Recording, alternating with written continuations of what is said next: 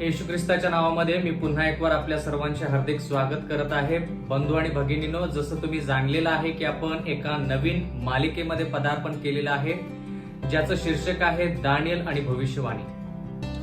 त्या मालिकेमधला आजचा हा दुसरा संदेश आहे, ज्याचं शीर्षक आहे दानियल पुस्तकाचे सारांश.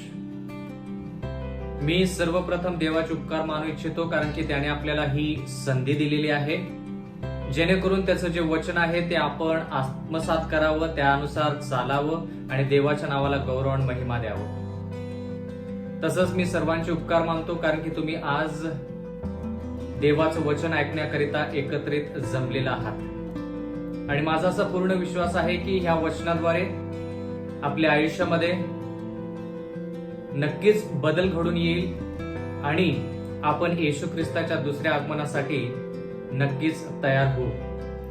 प्रियजन हो, आज आपण देवाच्या वचनाकडे वळण्या अगोदर देवाकडे विनंती करूया की त्याने आपल्याला त्याच्या वचनामध्ये वाढवावं आणि मार्गदर्शन करावं. तर आपण प्रार्थना करूया.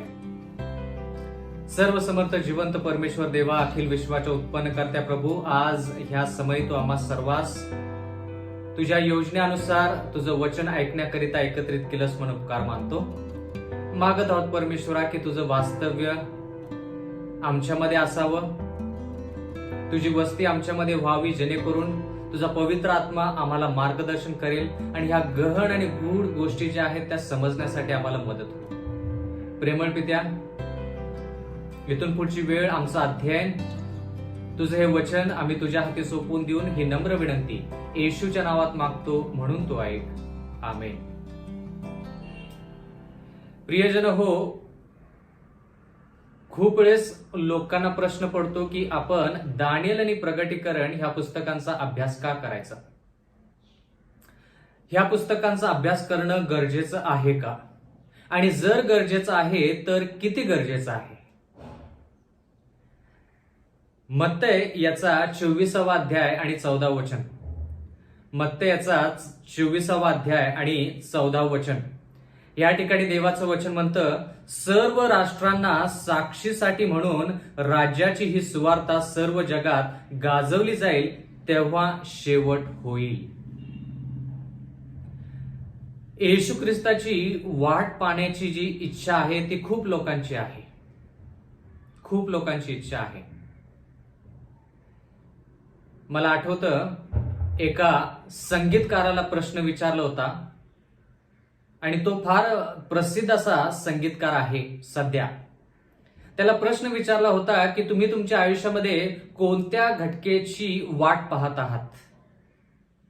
आणि तो संगीतकार म्हणाला की त्याने येशू ख्रिस्ताच्या दुसऱ्या आगमनाविषयी ऐकलेलं आहे आणि म्हणून त्याची इच्छा आहे की त्यानं येशू ख्रिस्ताचं जे दुसरं आगमन आहे त्याच्यासाठी त्यानं वाट पाहावी आणि त्याच्यासाठी तो वाट देखील पाहत आहे. आणि तो ख्रिस्ती नसून तो मुस्लिम धर्मामधला आहे आणि तो फार प्रसिद्ध असा संगीतकार आहे आणि त्याला हा प्रश्न विचारण्यात आला. म्हणून प्रियजन हो, आज मला तुम्हाला देखील हाच प्रश्न विचारायचा आहे की येशू ख्रिस्त येणार आहे हे आपल्याला जरी माहित असलं तर त्याच्या अगोदर कोणकोणत्या गोष्टी झाल्या पाहिजेत हे देखील जाणून घेणं फार महत्वाचं आहे. जर आपण ह्या ठिकाणी वाचलं तर आपल्याला हे पाहायला मिळतं की सर्व राष्ट्रांना साक्षीसाठी म्हणून राज्याची ही सुवार्ता सर्व जगात गाजवली जाईल. म्हणजे फक्त आपण ही सुवार्ता जी आहे ती सांगून चालणार नाही,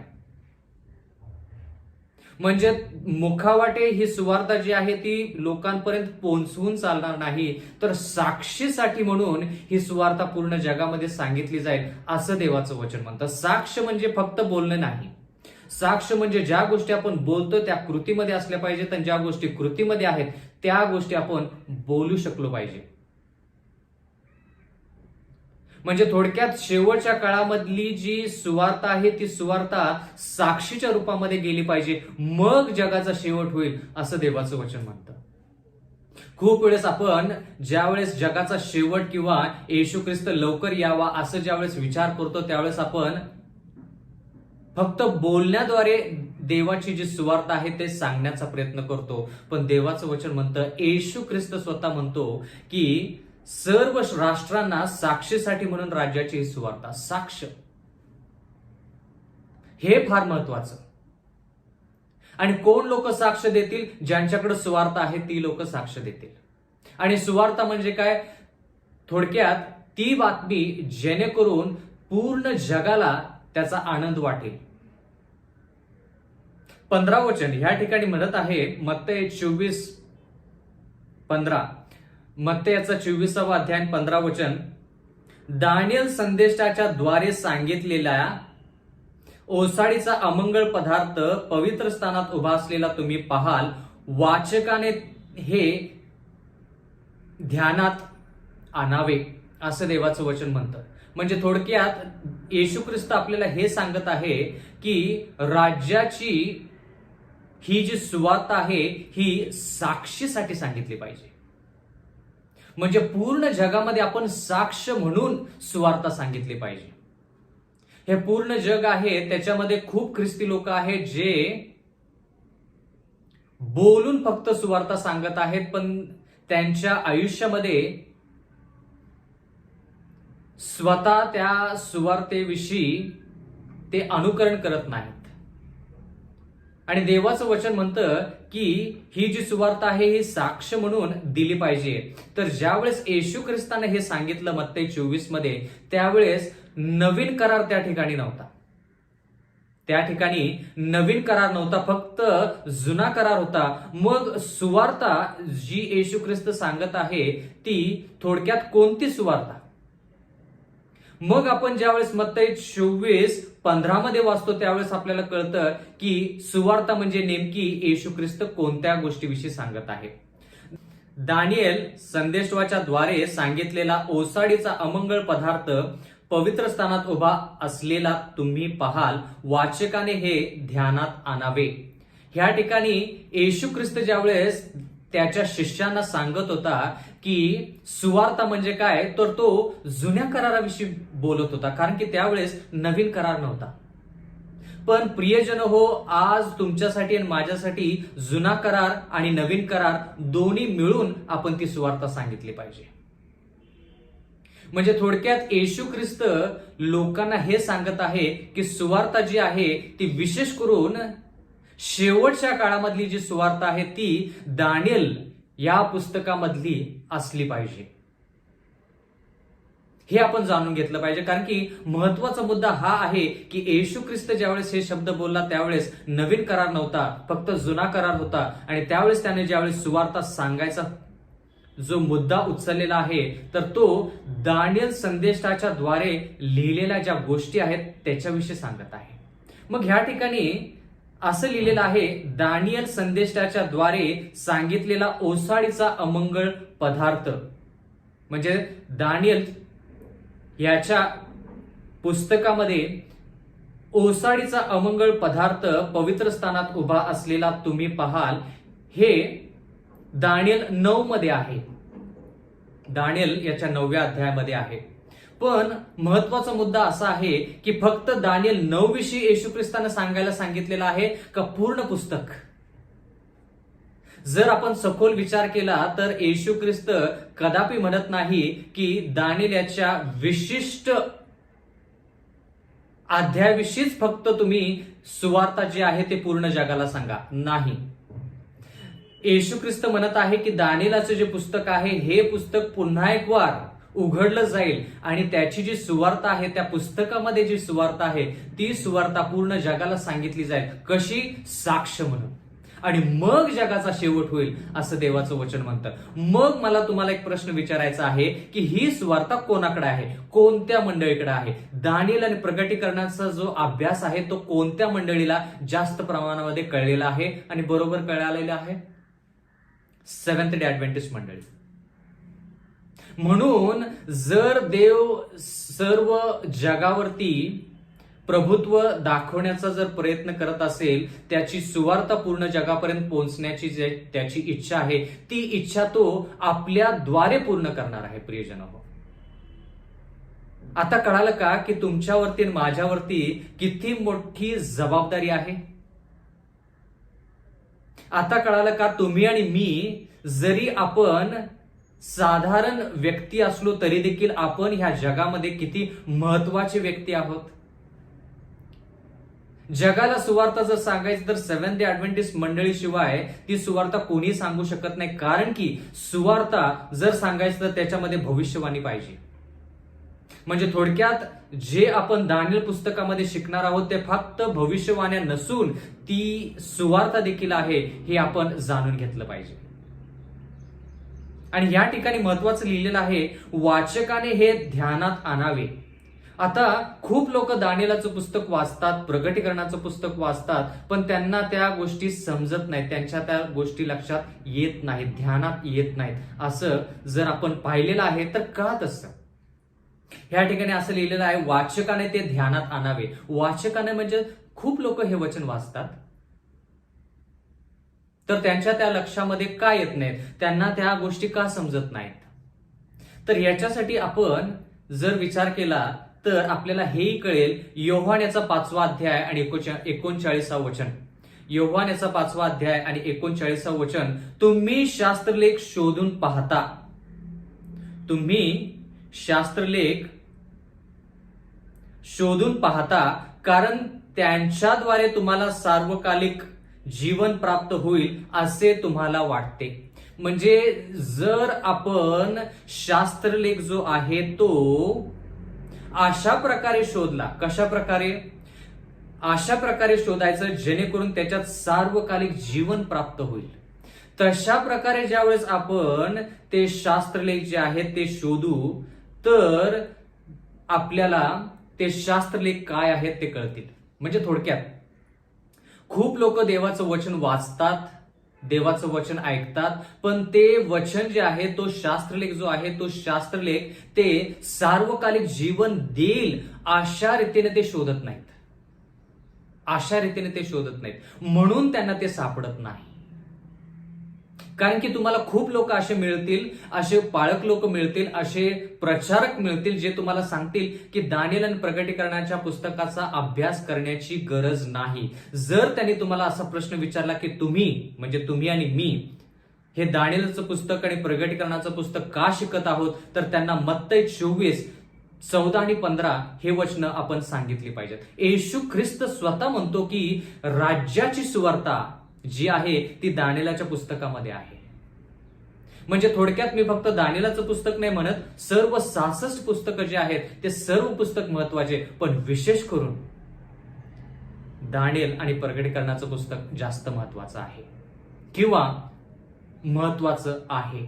असं आपण म्हणू शकत नाही की ते समजण्यासाठी कठीण आहे, त्याच्यामध्ये गहन आणि गूढ गोष्टी आहेत म्हणून काही लोक म्हणतात की ती 2 पुस्तकं आहेत ती वाचण्याची गरज नाही. देवाच्या वचनामध्ये लिहिलेलं आहे की जर सुवार्ता पूर्ण जगापर्यंत पोहोचायला हवी तर येशू ख्रिस्त प्रेमळ आहे, येशू ख्रिस्त चांगला आहे, त्याने आपल्या प्राणांची आहुती दिलेली आहे. या सर्व गोष्टी जरी बरोबर असल्या तर भविष्यवाण्या शिवाय ही सुवार्ता पूर्ण होऊ शकत नाही. म्हणजे आपण थोडक्यात ह्या भविष्यवाण्यामध्ये सुवार्ता पाहिजे, हे फार महत्वाचं आहे प्रियजन हो. जर आपण प्रगटीकरणाचा प्रगटीकरण 1 अध्याय आणि त्याचं 3रं वचन वाचलं तर या ठिकाणी लिहिलेलं आहे, ह्या संदेशाचे शब्द वाचून दाखवणारा. प्रगटीकरणाचं पुस्तक म्हणजे काय? भविष्यवाणीचं पुस्तक. ह्या संदेशाचे शब्द वाचून दाखवणारा, ते ऐकणारे व त्यात लिहिलेल्या गोष्टी पाळणारे हे धन्य, कारण समय जवळ आला आहे. तर कोण लोक धन्य आहेत? जे लोक प्रगटीकरणाच्या पुस्तकाचा अभ्यास करतात, ते दुसऱ्यांना दाखवतात किंवा दुसऱ्यांना त्याचा बोध देतात, जे लोक ऐकतात आणि त्याच्यानुसार चालतात त्या लोकांना धन्य म्हटलेलं आहे प्रियजन. मग असं जर आहे तर मग लोकांनी असं का म्हणावं की दानिएल आणि प्रगटीकरणाचं जे पुस्तक आहे ते फार समजण्यासाठी कठीण आहे आणि त्या पुस्तकाचा अभ्यास आपण करता कामा नये? चुकीचं आहे ते. प्रगटीकरणाचा 1 अध्याय आणि 3ऱ्या वचनामध्ये की जे लोक वचन सांगतात, जे लोक वचन ऐकतात, जे लोक वचनानुसार चालतात ते लोक धन्य. प्रियजन हो, माझी अशी इच्छा आहे की तुम्ही आणि मी ह्या वचनांचा कसा शोध घ्यायचा, असा शोध घ्यायचा जसं आपण सार्वकालिक जीवनाचा शोध घेत आहोत. जणू काय आपण सार्वकालिक जीवन जे आहे ते वचनामध्ये दडलेलं आहे आणि ते सार्वकालिक जीवन मिळाल्याशिवाय आपल्याला शांत बसता येणार नाही. अशा प्रकारे ज्यावेळेस आपण वचन ते वाचू त्यावेळेस आपल्याला ते वचन समजेल, असं मत्तय 24:15 मध्ये लिहिलेलं आहे. या ठिकाणी असं लिहिलेलं आहे, वाचकाने हे ध्यानात आणावे. प्रियजन हो, जर आपण प्रगटीकरण 3:22 मध्ये वाचलं तर त्या ठिकाणी एक महत्वाचा मुद्दा ह्या ठिकाणी आपण पाहत आहोत. प्रगटीकरण याचा 3रा अध्याय आणि 22वा वचन, आत्मा मंडळांना काय म्हणतो हे ज्याला कान आहेत तो ऐको. प्रियजन हो, ह्या ठिकाणी आपण हे पाहत आहोत की प्रगटीकरण 3:22 मध्ये लिहिलेलं आहे, आत्मा मंडळांना काय म्हणतो हे ज्याला कान आहेत तो ऐको. मला असा व्यक्ती सांगा ज्याला कान नाहीत. मग सर्वांना जर कान आहेत तर ह्या ठिकाणी असं का लिहिलेलं आहे की ज्याला कान आहेत तो ऐको. कारण की देवाला ह्या ठिकाणी असं सांगायचं आहे की जरी कान असले लोकांना तरी ते लोक ऐकणार नाहीत, म्हणजे त्यांना त्या गोष्टी समजणार नाहीत. का? कारण की ते देवाच्या वचनाचा शोध घेत असताना कोणत्या हेतूने देवाच्या वचनांचा ते शोध घेत आहेत हे जाणून घेणं फार महत्वाचं आहे. उद्देश काय आहे? खूप लोक देवाचं वचन ह्याच्यासाठी वाचतात जेणेकरून ते दुसऱ्या मंडळीवरती प्रहार करू शकतील. खूप लोक देवाचं वचन ह्याच्यासाठी वाचतात जेणेकरून त्यांची जी जीवनशैली आहे ती जीवनशैली सिद्ध करण्यासाठी ते दुसऱ्यांच्या जीवनशैलीवरती प्रहार करण्यासाठी ते देवाचं वचन वाचतात. म्हणून म्हटलं की ज्यावेळेस आपण देवाचं वचन वाचतो त्यावेळेस आपण सार्वकालिक जीवनाला शोधत आहोत, सार्वकालिक जीवन प्राप्तीसाठी आपण धडपड करत आहोत. अशा हेतूने, अशा उद्देशानं जर आपण देवाचं वचन वाचलं तर देवाचं वचन म्हणतं ज्याला ते वचन मिळालेलं आहे त्याला त्याचा फायदा होईल.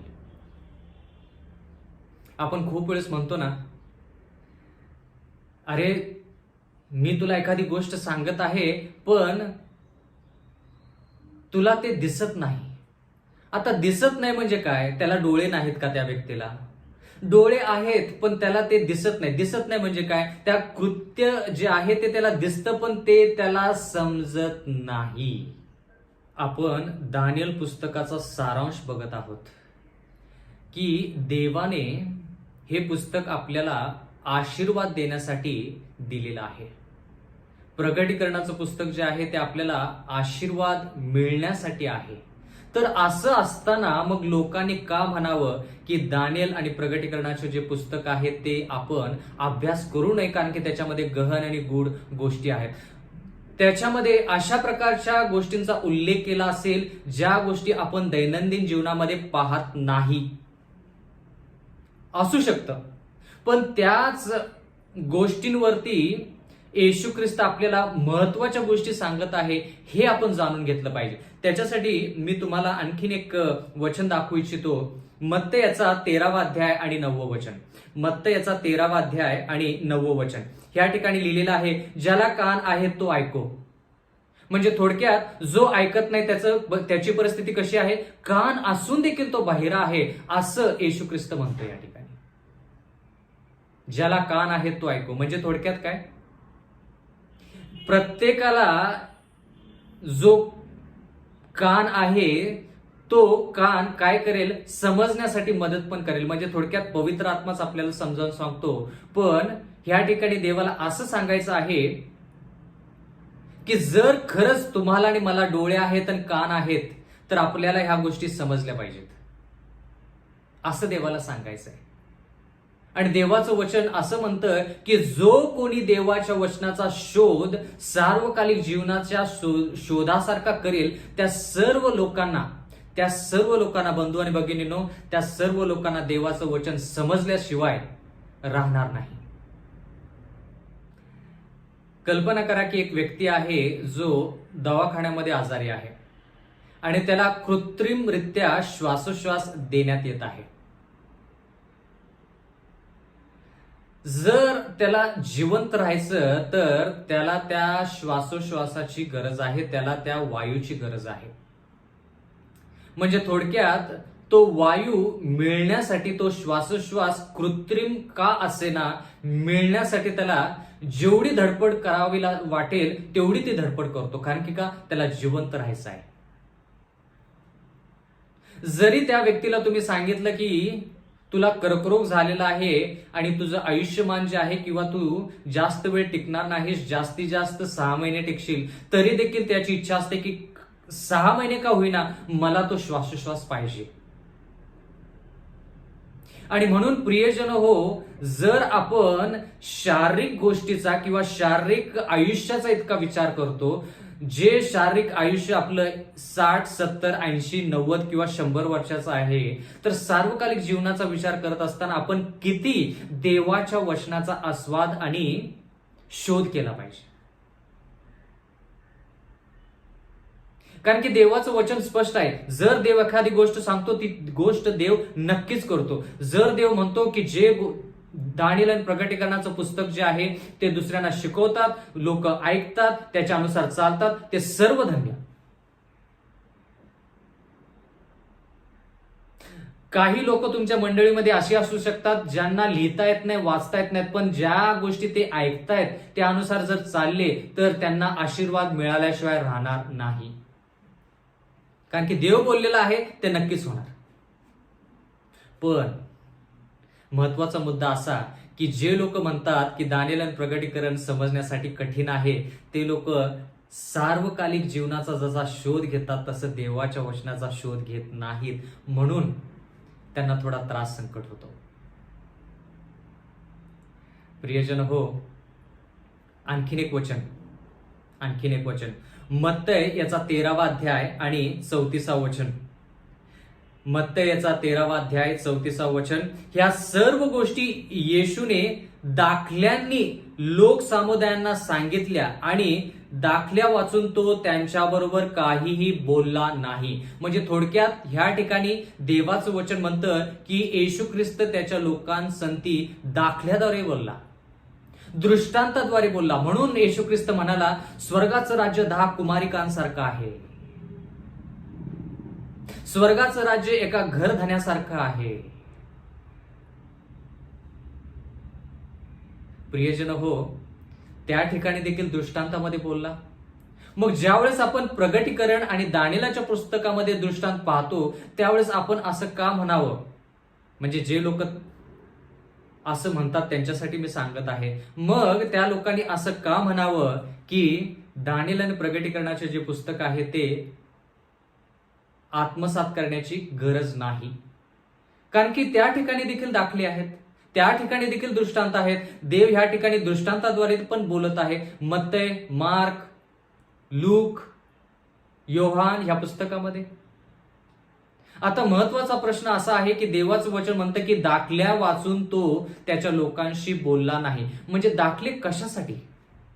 मुद्दा नंबर 1, दाखला याच्यासाठी येशू ख्रिस्ताने सांगितला की जे सत्य त्या दाखल्यामध्ये आहे ते फक्त त्याच लोकांना कळावं जे लोक त्या दाखल्याचा फायदा त्यांच्या सार्वकालिक जीवनासाठी करून घेत आहेत. पण जर येशू ख्रिस्ताच्या काळासारखं जे परुषी लोक, जे ज्ञानी लोक होते ते येशू ख्रिस्ताला त्याच्या शब्दामध्ये पकडण्याचा प्रयत्न करत होते, त्या लोकांना तो दाखला कळाला नाही. म्हणजे दाखल्याद्वारे यासाठी येशू ख्रिस्त बोलला जेणेकरून जे लोक प्रामाणिक आहेत, ज्या लोकांना तहान भूक आहे त्याच लोकांना ते वचन कळावं, जेणेकरून ते वचन जे आहे ते सुरक्षित राहील. फार महत्वाच्या गोष्टी आहेत ह्या. मुद्दा नंबर 2 की ज्या दाखल्याद्वारे येशू ख्रिस्त लोकांशी बोलला ते दाखले जे आहेत ते दाखले लोकांच्या लक्षात राहिले. ते दाखले जे आहेत ते लोकांच्या लक्षात राहिले. म्हणून दाखल्याद्वारे येशू ख्रिस्त लोकांशी बोलला, दृष्टांताद्वारे येशू ख्रिस्त लोकांशी बोलला. मुद्दा नंबर 3 येशू ख्रिस्त दृष्टांताद्वारे लोकांसंगती का बोलला? कारण की त्या दृष्टांताद्वारे येशू ख्रिस्त लोकांना काय सांगत आहे हे समजून घेण्यासाठी सोपं झालं. दृष्टांताद्वारे किंवा दाखल्याद्वारे बोलल्यानंतर लोकांना त्या गोष्टी व्यवस्थित समजून घेता येतात. म्हणून मी तुम्हाला वारंवार उदाहरणं देतो. ज्यावेळेस मी संदेश देत असतो, जर एखादा मला मुद्दा मांडायचा असेल तर तो मुद्दा मी दाखल्याद्वारे किंवा दृष्टांताद्वारे दाखवतो, जेणेकरून त्या सर्व गोष्टी ज्या आहेत त्या लक्षात राहतील, समजण्यासाठी सोप्या जातील आणि ज्या गोष्टी ज्या व्यक्तीला समजल्या पाहिजेत त्याच व्यक्तीला समजतील. कल्पना करा, पवित्र शास्त्रामध्ये लिहिलेलं आहे रोमन कॅथलिक मंडळीविषयी. रोमन कॅथलिक मंडळीविषयी लिहिलेलं आहे आणि देवाच्या वचनामध्ये असं लिहिलेलं आहे की ही मंडळी जी आहे ही मंडळी सैतानाचा हात धरून किंवा सैतानाची मदत घेऊन येशू ख्रिस्ताच्या नावामध्ये येऊन येशू ख्रिस्ताविरुद्ध कार्य करते. पण देवाच्या वचनामध्ये कुठंही असं स्पष्टपणे लिहिलेलं नाही की ती रोमन कॅथलिक मंडळी आहे. पण जे गुणधर्म आहेत, जे दानिएल प्रगटीकरणाच्या पुस्तकामध्ये लिहिलेले आहेत, त्या गुणधर्मावरून आपल्याला कळतं की ती मंडळी जी आहे, जी नमूद केलेली आहे, जिच्याविषयी लिहिलेलं आहे, ती मंडळी रोमन कॅथलिक मंडळी आहे. कल्पना करा की जर स्पष्टपणे त्या ठिकाणी लिहिलेलं असतं किंवा स्पष्टपणे जर येशू ख्रिस्ताने त्यांना सांगितलं असतं की रोमन कॅथलिक मंडळी ही सैतानाच्या हातामधली मंडळी आहे आणि सैतान तिचा वापर करत आहेत, तुमच्यापर्यंत आणि माझ्यापर्यंत हे पवित्र शास्त्र जे तुम्ही हाताळत आहात ते पोहोचलं नसतं. हजारो वर्षापूर्वीच लोकांनी ते नष्ट केलं असतं. कारण की का? त्यांनी ते वाचलं असतं नाही का परमेश्वराच्या वचनामध्ये की रोमन कॅथलिक मंडळी जी आहे ती देवाच्या विरोधात आहे. म्हणून देवाने अशा प्रकारे दृष्टांतामध्ये दानिएल प्रगटीकरणाच्या दृष्टांतामध्ये दाखवलेलं आहे, जेणेकरून जो ते वचन सार्वकालिक जीवनाचा शोध जसा घेतात तसा शोध घेईल, फक्त आणि फक्त त्यालाच ते कळेल. ह्या जगामध्ये फार मोठमोठे प्रचारक आहेत. त्यांचा प्रचार सुरू झाला की लाखो आणि करोडो लोक त्या प्रचारासाठी जातात. ज्यावेळेस सत्य एवढं मला माहित नव्हतं त्यावेळेस मला आठवतं मी मुंबईमध्ये होतो आणि मुंबईमध्ये एक बाहेरच्या देशातून एक प्रचारक आला आणि त्यावेळेस त्यानं प्रचार करता करता तो सेव्हन्थ ॲडव्हेंटिस्ट मंडळीमधला नव्हता. त्याला सत्य जास्त माहित नव्हतं. त्यानं भविष्यवाणीविषयी काही सांगितलं नाही. पण ज्यावेळेस त्यानं प्रचार करायला सुरुवात केली त्यावेळेस तो म्हणाला, ह्या कळपामध्ये, ह्या जनसमुदायामध्ये, ह्या जनसागरामध्ये जवळपास 1.5 कोटी लोक आहेत असं तो बोलला. त्यावेळेस मला कळालं की त्या 1.5 कोटी लोकांपैकी मी फक्त एक होतो. मग मोठमोठे प्रचारक असून देखील त्यांना हे 2 पुस्तकं कळत नाहीत, समजत नाहीत. कारण की का? प्रियजन हो, आपण पूर्ण अंतःकरणाने देवाच्या वचनाचा शोध घेतला पाहिजे. याच्यासाठी की आपलं आयुष्य बदललं पाहिजे. कारण की का? देवाचं वचन म्हणतं साक्षीसाठी म्हणून ही सुवार्ता पूर्ण जगापर्यंत पोहोचली पाहिजे. साक्ष, आणि साक्ष फक्त आपण बोलून देऊ शकत नाही. साक्ष जर आपल्याला द्यायची तर बोलणं, विचार आणि कृती ह्या 3 गोष्टी त्याच्यामध्ये पाहिजेत. जर आपल्याला ह्या 2 पुस्तकाचा पुढच्या भागामध्ये अभ्यास करायचा असेल तर त्याच्यासाठी एक अट आहे आणि ती अट म्हणजे आपण वचन शोधलं पाहिजे, सार्वकालिक जीवनाचा शोध जसा घेतो तसा, आणि त्याचा अभ्यास करून ते दैनंदिन जीवनामध्ये आपण त्याचा वापर केला पाहिजे. उपदेशक याचा 1 अध्याय आणि 9 वचन. उपदेशक याचा 1 अध्याय आणि 9 वचन. दानिएल आणि प्रगटीकरणाची पुस्तकं का शिकायची? एकदा होऊन गेले तेच होणार, म्हणजे ज्या गोष्टी होऊन गेलेल्या आहेत, जुन्या करारामध्ये ज्या गोष्टी झालेल्या आहेत, त्या गोष्टी पुन्हा होणार असं देवाचं वचन म्हणतं. एकदा होऊन गेले तेच होणार, करण्यात आले तेच करण्यात येणार, भूतलावर नवे म्हणून काहीच नाही. म्हणजे ह्या पृथ्वीवरती सूर्याच्या खाली नवीन काहीच नाही. ज्या गोष्टी घडलेल्या आहेत त्याच गोष्टी घडणार. म्हणून आपल्याला दानिएल आणि प्रकटीकरणाच्या पुस्तकाचा अभ्यास करायचा. म्हणून आता तुम्हाला कळालं का की येशू ख्रिस्त ज्यावेळेस नवीन करारामध्ये, म्हणजे थोडक्यात नवीन करार नसताना देखील मत्तईच्या पुस्तकामध्ये तो म्हणत आहे की तुम्ही आणि मी दानिएल पुस्तकाचा अभ्यास केला पाहिजे. का? कारण की ज्या गोष्टी झालेल्या आहेत त्या गोष्टी परत होणार आहेत. आणि जर त्या परत गोष्टी होणार आहेत तर आपण ज्या गोष्टी लोकांनी अगोदर चुकीच्या गोष्टी केल्या, त्या चुकीच्या गोष्टी परत आपण करू नये म्हणून आपल्यासाठी त्या गोष्टी शिकणं गरजेचं आहे. बंधू आणि भगिनींनो, जर ह्या भूतलावरती कोणाला दानिएल आणि प्रकटीकरणाच्या पुस्तकाचा अभ्यास करून इतरांना सांगण्याचा अधिकार असेल तर तो फक्त सेव्हन्थ डे ऍडव्हेंटिस्ट मंडळीला आहे. मी हे म्हणत नाही की देवाला बाकीच्या लोकांना वचन शिकवायचं नाही. सर्व लोकांना देवाला त्याचं वचन शिकवायचं आहे. पण पूर्ण अधिकाराने कोण सांगू शकेल? जो व्यक्ती सत्यामध्ये आहे तोच सांगू शकतो, नाही का?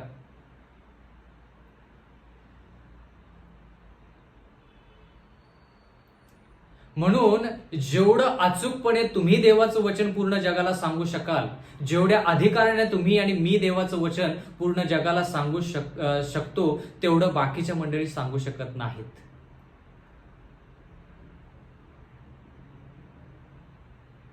म्हणून अंतःकरणातून बोलत आहे. तुम्ही साधी व्यक्ती नाही, तुम्ही फार मौल्यवान आहात. तुमच्या हातामध्ये जे लोक देवाने दिलेले आहेत ते देवाच्या डोळ्याचे बुबुळ आहे. तुम्ही देवाच्या डोळ्याचे बुबुळ आहात थोडक्यात. म्हणजे प्रियजन हो, देवाने जी आपल्याला ही संधी दिलेली आहे, हा मान आणि सन्मान जो दिलेला आहे की दानिएल आणि प्रकटीकरणाच्या पुस्तकाचा अभ्यास करायचा, पूर्ण शास्त्रलेख वाचायचा, 66 पुस्तकांचा अभ्यास करायचा आणि पूर्ण जगाला वाचवायचं, अशा प्रकारचा मान सन्मान जगामध्ये कोणाला नाही, कोणालाच नाही. आणि म्हणून माझी कळकळीची आग्रहाची विनंती आहे की तुम्ही हे जे आपण अभ्यासक्रम करत आहोत तो अभ्यासक्रम वैयक्तिकरित्या अंतःकरणाशी घ्यावा. जर स्वतः आपण वाचलो तर आपण दुसऱ्याला वाचवू शकतो. की जर आपल्याला स्वतः तारणाच्या मार्गावरती जायचं, स्वतःचं तारण करून घ्यायचं असेल तर आपण दुसऱ्याच्या तारणासाठी देखील झटलं पाहिजे. आणखीन एक वचन वाचतो. उपदेशक याचा 3 अध्याय आणि 15 वचन. ह्या ठिकाणी लिहिलेलं आहे, जे काही होत आहे ते पूर्वीच होऊन चुकले आहे. म्हणजे तुम्ही आणि मी, प्रियजन हो, तुम्ही आणि मी ज्या गोष्टी आज आपण भोगत आहोत, येणाऱ्या काळामध्ये भोगणार आहोत, त्या गोष्टी देवाचं वचन म्हणतं पूर्वीच होऊन गेलेल्या आहेत. म्हणून त्या गोष्टी आपण शिकायच्या, जेणेकरून त्या गोष्टीद्वारे आपण काहीतरी शिकू आणि ज्या चुका अगोदर लोकांनी केल्या त्या चुका आपल्याकडून होता कामा नयेत. म्हणून त्या गोष्टी आपल्यासाठी शिकणं गरजेचं आहे.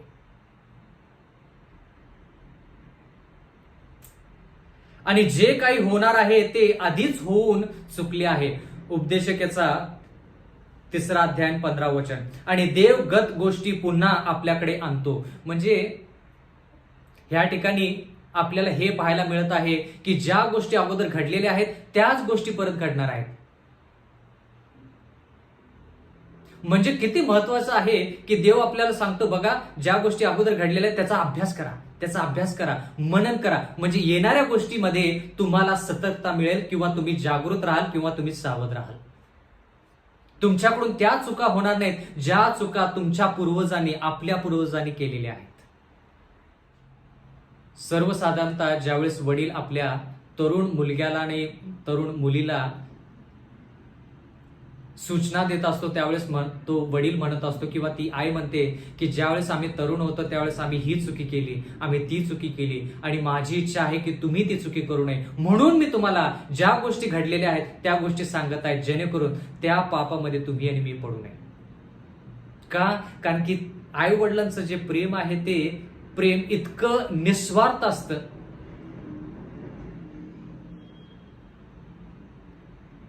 ते प्रेम इतकं निस्वार्थ असतं की त्यांची इच्छा असते की त्यांच्या लेकरांनी त्यांच्यापेक्षा जास्त देवाजवळ असावं.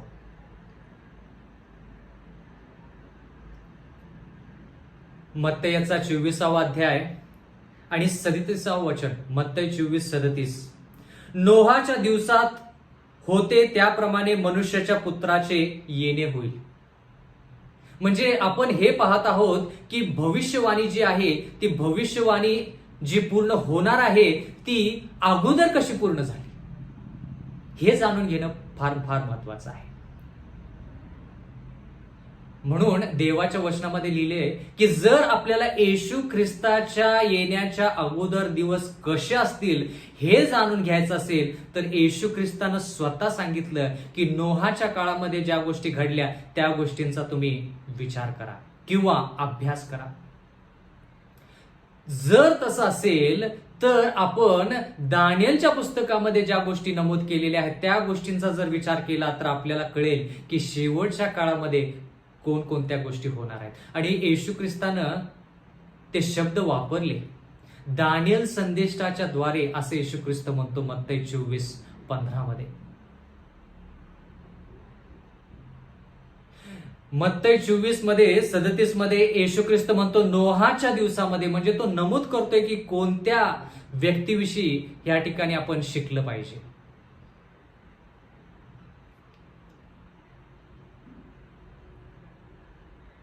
मत्तयाचा 24वा अध्याय 38वा वचन.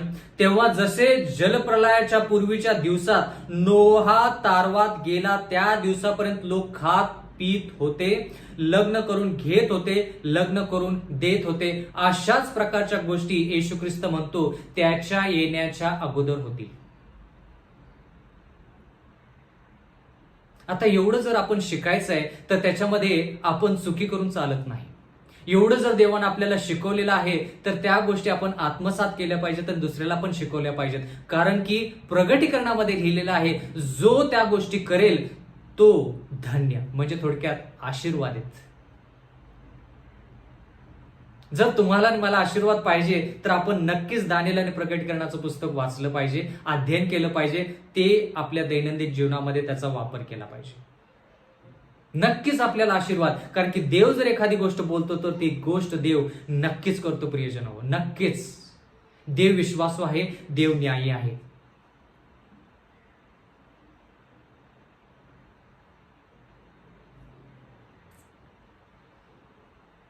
आता आणखीन एक उदाहरण पाहूया.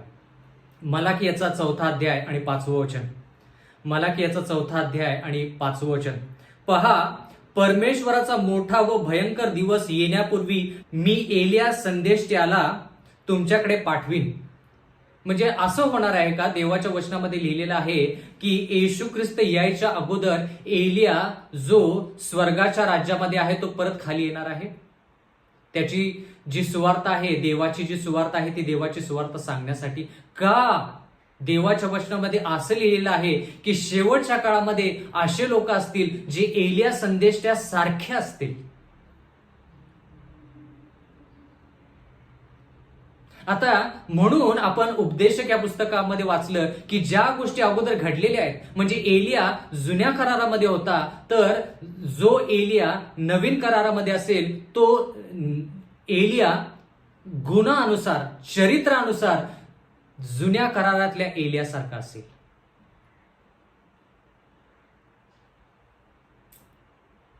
देवाची सुवार्ता, लक्षपूर्वक ऐका प्रियजन हो, बंधू आणि भगिनीनो, देवाची सुवार्ता ह्या जगामध्ये कानाकोपऱ्यापर्यंत नक्कीच पोहोचणार.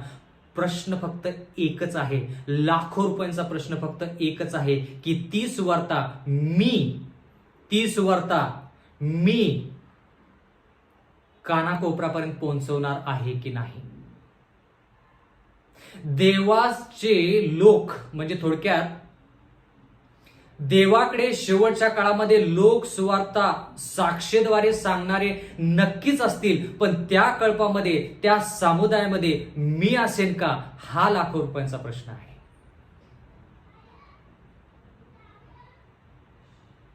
मी सुवार्ता सांगितली नाही तर याचा अर्थ असा नाही की सुवार्ता पसरणार नाही, येशू ख्रिस्त येणार नाही. सुवार्ता सांगितलीच जाईल, साक्ष नक्कीच घडेल, येशू ख्रिस्त नक्कीच येईल, पण त्या जनसमुदायामध्ये हा जो मान सन्मान देवाने त्या लोकांना देव केलेला आहे त्याच्यामध्ये मी असेल का.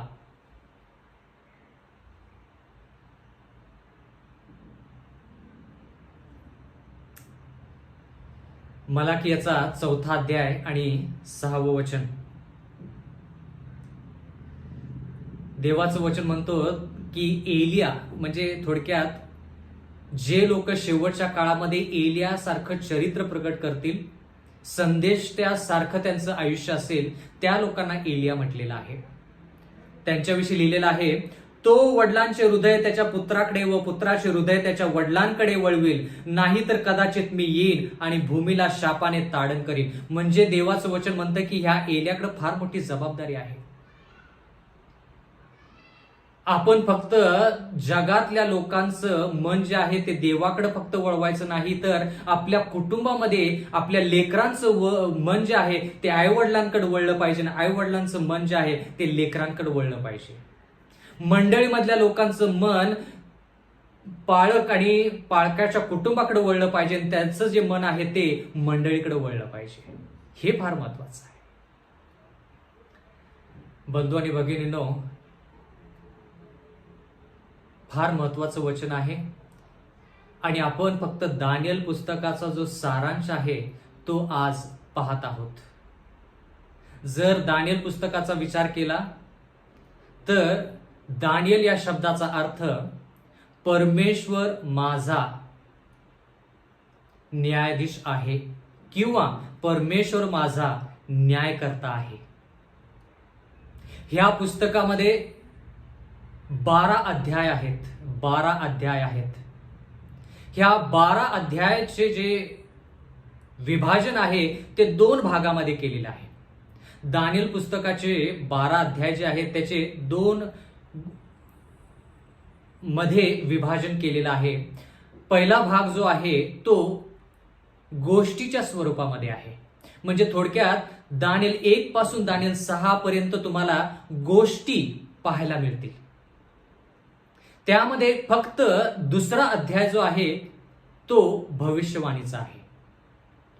दानियलचा दुसरा भाग म्हणजे दानियल 7 पासून दानियल 12 पर्यंत भविष्यवाणी आहेत, पण त्यामध्ये फक्त एकच गोष्ट आहे आणि ती दानियल 10 मध्ये आहे. म्हणजे थोडक्यात दानियल ह्या पुस्तकाचा अभ्यास करत असताना आपण सर्वसाधारणतः असं म्हणू शकतो की हे 2 विभागामध्ये पुस्तक त्याचं विभाजन केलेलं आहे. म्हणजे दानियल पुस्तकाचं जे विभाजन आहे ते 2 भागामध्ये आहे. पहिला भाग गोष्टीच्या रूपामध्ये आहे दानियल 1 ते 6, आणि दुसरा भाग भविष्यवाणीच्या रूपामध्ये आहे दानियल 7 ते दानियल 12. आता असं का? कारण की भविष्यवाण्या म्हटल्यानंतर दृष्टांत, दृष्टांत म्हटल्यानंतर दाखला. म्हणजे थोडक्यात ज्या भविष्यवाण्या आहेत दानियल 7 ते 12 मध्ये ते आपल्याला काय दाखवतात? ते आपल्याला हे दाखवतात की येणाऱ्या काळामध्ये कोणकोणत्या घटना घडणार आहेत. पुन्हा एक वार दानियलचा दुसरा भाग जर विचार केला तर त्या भागामध्ये जे भविष्यवाण्या आहेत त्या आपल्याला काय सांगतात? येणाऱ्या काळामध्ये कोणकोणत्या घटना होणार आहेत, कोणकोणत्या घटना घडणार आहेत त्याच्याविषयी आहे. आणि त्या घटना कशा घडणार आहेत त्या गोष्टी दानियल 1 ते 6 गोष्टीच्या रूपामध्ये आपल्याला शिकायचं आहे. माझी अशी आशा आहे की ह्या गोष्टी तुम्हाला समजत आहेत. दानियल 7 ते 12 भविष्यवाणी आहेत. म्हणजे येणाऱ्या काळामध्ये कोणकोणत्या गोष्टी होणार आहेत आणि त्या गोष्टी कशा घडणार आहेत याच्याविषयी जर शिकायचं असेल तर दानिएल 1 ते 6 आपण गोष्टीच्या रूपामध्ये शिकणार आहोत. म्हणून दानिएल 1 ते 6 जेवढं महत्वाचं आहे तेवढंच दानिएल 7 ते 12 देखील महत्वाचं आहे. जेवढ्या भविष्यवाण्या महत्वाच्या तेवढ्या गोष्टी पण महत्वाच्या, हे मला तुम्हाला सांगायचं आहे. कारण की भविष्यवाण्या घडणार आहेत, ही गोष्ट होणार आहे, ती गोष्ट होणार आहे, या सर्व जरी गोष्टी बरोबर असल्या तर त्या गोष्टी कशा घडणार आहेत, त्या घटना कशा घडणार आहेत हे देखील जाणून घेणं तितकंच गरजेचं आहे. कारण की उपदेशक मध्ये लिहिलेलं आहे ज्या गोष्टी अगोदर घडलेल्या आहेत त्या गोष्टी परत घडणार आहेत. मला तुम्हाला फक्त शेवटचा एक मुद्दा सांगायचा आहे, महत्वाचा मुद्दा आहे. प्रियजन हो, ज्यावेळेस आपण सत्य कोणाला सांगत असेल तर त्या सत्याचा अनुभव कसा करायचा हे जर आपण सांगत नाही तर आपण सत्य सांगत नाही. परत एकदा, जर आपण लोकांना फक्त माहिती दिली की हे असं आहे, ते तसं आहे आणि ते तसं आहे, पण जोपर्यंत आपण त्या गोष्टीचा अनुभव कसा करायचा, त्या लोकांनी त्या गोष्टींचा अनुभव कसा करायचा हे शिकवत नाही तोपर्यंत ते सत्य अर्धवट आहे. म्हणून देवाच्या वचनामध्ये दानिएल 7 ते 12 मध्ये जरी घटना नमूद केल्या असल्या तरी देखील त्या घटना कशा पूर्ण होणार आहेत त्या दानिएल 1:6 मध्ये लिहिल्याशिवाय त्या सर्व गोष्टी पूर्ण होऊ शकत नाहीत. जे सत्य आहे त्याचा अनुभव घडला पाहिजे. म्हणजे थोडक्यात त्या सत्याचा अनुभव जोपर्यंत आपल्याला होत नाही तोपर्यंत ते फक्त माहितीच. जसं आपण माहितीपत्रक वाचतो महाविद्यालयामध्ये जाण्याच्या अगोदर, प्रवेश करण्या अगोदर ते माहितीपत्रक जे असतं ते माहितीपत्रक आपण वाचतो, पण त्याच्यामधून आपलं अंतःकरण बदलत नाही. देवाचं वचन हे माहितीपत्रकापेक्षा पलीकडे आहे. माहिती तर आहेच, पण त्या गोष्टींचा अनुभव घडायचा असेल तर दानिएल 1 ते 6 ह्या गोष्टी तितक्याच महत्वाच्या आहेत जितक्या भविष्यवाण्या दानिएल 7 पासून 12 पर्यंत आहेत. प्रियजन हो, दानिएल पुस्तकाचा थोडक्यात आपण सारांश पाहिलेला आहे आणि माझी अशी पूर्ण खात्री आहे की जर आपण ह्या वचनांचा आस्वाद घेतला, या वचनानुसार आपण अनुभव करून घेतला तर आपलं आयुष्य कायमस्वरूपी बदलेल आणि ह्याच्याद्वारे आपल्या स्वतःच्या अंतःकरणामध्ये, आयुष्यामध्ये, आपल्या कुटुंब लेकरांमध्ये, आपल्या मंडळीमध्ये, आपल्या समाजामध्ये संजीवनी आल्याशिवाय राहणार नाही. तर प्रियजन हो, माझी कळकळीची आग्रहाची विनंती आहे की येणारे जे संदेश आहेत त्या संदेशाचा देखील तुम्ही आस्वाद घ्या आणि आपण ख्रिस्ताच्या इच्छानुसार वाटचाल करूया. सार्वकालिक जीवनाचा जो मार्ग आहे तो सार्वकालिक जीवनाच्या मार्गावरती चालून सार्वकालिक जीवन प्राप्त करूया. देव आपल्या सर्वांस आशीर्वाद देव. आमेन. प्रियजन हो, आपण प्रार्थना करूया. स्वर्गातील जिवंत परमेश्वर देवा, दानिएल पुस्तकाचा सारांश जो आहे तो आम्हाला समजण्यासाठी मदत केलीस म्हणून उपकार मानतो. आम्ही हे पुस्तक का शिकलं पाहिजे, ह्याच्याद्वारे आम्हाला कोणता फायदा होणार आहे, परमेश्वरा तू आम्हाला आशीर्वाद देऊ इच्छितोस आणि जे लोक ह्या वचनांचा आस्वाद घेतील, ऐकतील, इतरांना सांगतील, त्याप्रमाणे चालतील, त्या लोकांना तू आशीर्वाद देणार आहेस असा आमचा पूर्ण विश्वास आहे आणि तू ह्या गोष्टीमध्ये विश्वसनीय आहेस. म्हणून मागत आहोत येणाऱ्या काळामध्ये देखील तू आम्हाला मार्गदर्शन कर, पवित्र आत्म्याने आम्हाला मदत करावी असं होऊ दे. नम्र विनंती येशूच्या नावात मागतो, म्हणून तू ऐक. आमेन. देव आपल्या सर्वांस आशीर्वाद देव. आमेन.